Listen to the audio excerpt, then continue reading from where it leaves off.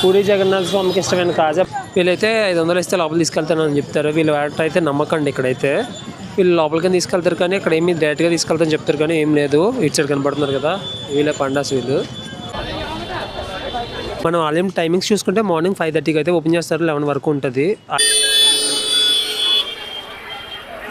Hi friends, welcome back to my channel. మనం ఈరోజు అయితే పూరి జగన్నాథ స్వామి ఆలయం దగ్గర అయితే ఉన్నాము. ఈరోజు పూరిలో ఏమేమి చూడాలి, ఈ జగన్నాథ స్వామి ఆలయం దగ్గర మన చెప్పుల స్టాండ్ లాగా రూమ్లు ఎలాగా మొత్తం అన్ని చూద్దాము. ఈ పూరి గురించి మరిన్ని విషయాలు అయితే తెలుసుకుందాము. పదండి ముందుకు వెళ్దాం.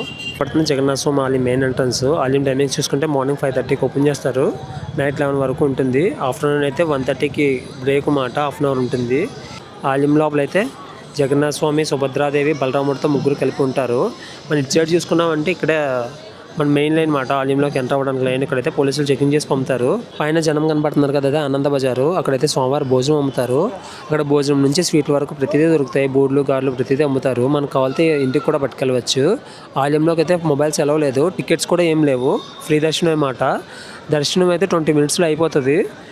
ఆలయం ఆపోజిట్లో మనం చూసుకుంటే ఇది మాట పొజిషను.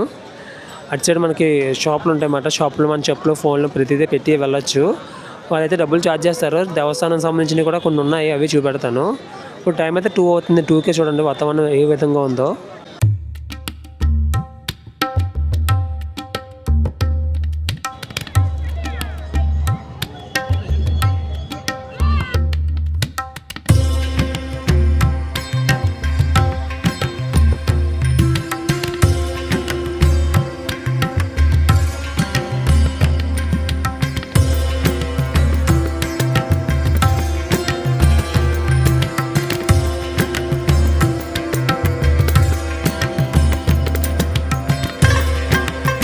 ఈ ఆలయానికి అయితే మొత్తం 4 ఎంట్రన్స్లు, 4 ఎగ్జిట్లు మాట.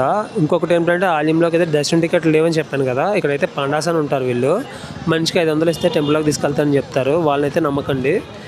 వాళ్ళైతే 500 తీసుకుంటారు కానీ మామూలుగా ఫ్రీ దర్శనంకి వెళ్ళే వాళ్ళు వీళ్ళు ఒకటే మొత్తం అందరూ కలిసి వెళ్ళాల్సి వస్తుంది. మనకి ఇక్కడ కనపడుతున్నారు కదా, వీళ్ళే పాండాస్ మాట. వీళ్ళే దర్శనానికి తీసుకెళ్తారని చెప్తారు. మనిషికి 500 తీసుకుంటారు.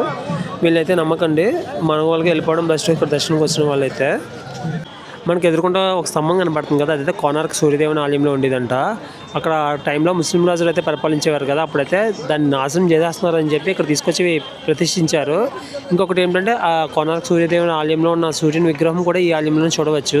అక్కడి నుంచి తీసి ఇక్కడ పెట్టారు. ఇంకొకటి ఏంటంటే ఆలయంలో విమలాదేవి శక్తిపీఠం కూడా ఆలయం లోపలే ఉంది.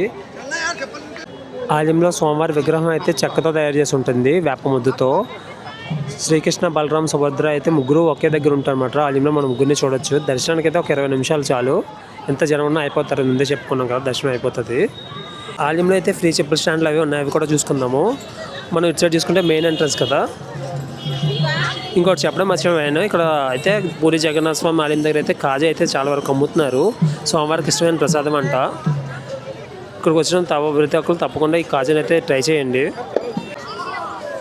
మనం ఆలయం దగ్గర ఉన్నాం కదా, ఇటు సైడ్ అయితే ఎంట్రన్స్. మనం ఆపోజిట్ సైడ్లో వెళ్ళామంటే ఇటు సైడ్ మన చెప్పుల స్టాండ్లో వాష్రూమ్స్ అన్నీ ఉంటాయి, అవి కూడా ఒకసారి చూసుకుందాము. పూరి ఎలా రావాలో ఒకసారి చూసుకుందాము. మన తెలుగు రాష్ట్రాల నుంచి అయితే భువనేశ్వర్ వరకు చాలా ట్రైన్స్ ఉంటాయి. భువనేశ్వర్ వచ్చి పూరి వచ్చినా పర్లేదు, లేదా కుద్దా రోడ్ ఉంటుంది అన్నమాట, అక్కడ దిగేసి అక్కడ నుంచి పూరి వచ్చినా పర్వాలేదు. డైరెక్ట్ ట్రైన్స్ అయితే చాలా తక్కువ.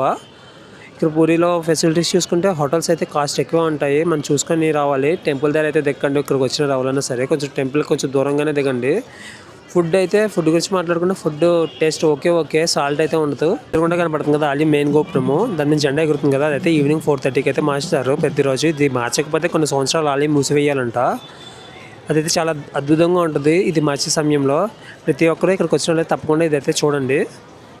మనం ఇటు సైడ్ చూసుకున్నాం కదా ఆలయం మెయిన్ ఎంట్రన్స్ ఆ పక్క నుంచి వెళ్ళిపోతే మనకి ఇటు సైడ్ ఉంటుంది అన్నమాట. ఇక్కడ ఆలయం వేరే ఎంట్రన్స్, ఎగ్జిట్ మొత్తం అన్నీ ఆలయం చుట్టూ మనం తిరగవచ్చు. నాకు వీలైతే ఆలయం చుట్టూ కూడా ఒకసారి వీడియో తీసి మీకు చూపెడతాను. మనకి ఎక్కడెక్కడ మెన్షన్ చేసి ఉంటుంది అన్నమాట, ఇటు సైడ్ వెళ్ళాలి ఏం చేయాలని చెప్పి. మనకి ఏమన్నా కాలితే ఇక్కడ బోర్డ్స్ ఉన్నాయన్నమాట, క్లాక్ రూమ్ అని, టాయిలెట్స్ అని. అశ్వత్థామ ఎంట్రన్స్ కూడా ఇటు సైడ్ ఉందా, అశ్వత్థామ దామ కాదు, అశ్వత్థామ అంటే అది కనబడుతుంది కదా ఆలయం ఒక మెయిన్ ఎంట్రన్స్. ఇంకొకటి అక్కడికి వెళ్ళి దాని గురించి కూడా మాట్లాడుకుందాము.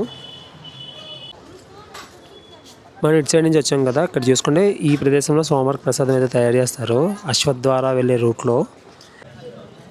ఇదే అశ్వత్థామ, ఇది ఒక ఎంట్రన్స్ మాట ఆలయంకి. అశ్వత్థామ ఏంటంటే ఇక్కడ ఉన్న రాజుకి సహాయం చేయడానికి బలరాముడు శ్రీకృష్ణుడు అయితే గుర్రాల మీద యుద్ధానికి వచ్చారు. అందుకే వాళ్ళు గుర్తుగా ఇక్కడ గుర్రాల మీద వాళ్ళ బొమ్మలతో పెట్టారన్నమాట. ఈ యశోద్వార ఇటు సైడ్ చూసుకుంటే ఇక్కడ మనకి ఫ్రీగా లాకర్స్ అన్నీ ఉన్నాయి. ఇక్కడైతే ఎవరికి డబ్బులు పే చేయాల్సిన అవసరం లేదు. ఇచ్చాడు మనకి చెప్పుల స్టాండ్, చెప్పులు లగేజ్ పెట్టుకోవడానికి ఇక్కడ సైడ్ రూమ్స్ ఉన్నాయి. ఇవి ఇటు సైడ్ కూడా ఉన్నాయి. ఇక్కడ మొబైల్స్ అవి పెట్టుకోవచ్చు. మొబైల్స్, షూస్ అని పెట్టుకోవడానికి అయితే ఒక రూమ్స్ అయితే ఏర్పాటు చేశారు. ప్రతి ఎంట్రన్స్ దగ్గర అయితే ఉన్నవి. మనమైతే బయట పెట్టి వాళ్ళకి డబ్బులు ఇవ్వాల్సిన అవసరం లేదు. టెంపుల్ వాళ్ళు మొత్తం అన్ని ప్రొవైడ్ చేశారు మనకి. ఎక్కడికక్కడ డ్రింకింగ్ వాటర్ అని ప్రతిదీ పెట్టారు. వాష్రూమ్స్ అన్నమాట. ఇవి కూడా చాలా నీట్గా ఉన్నాయి.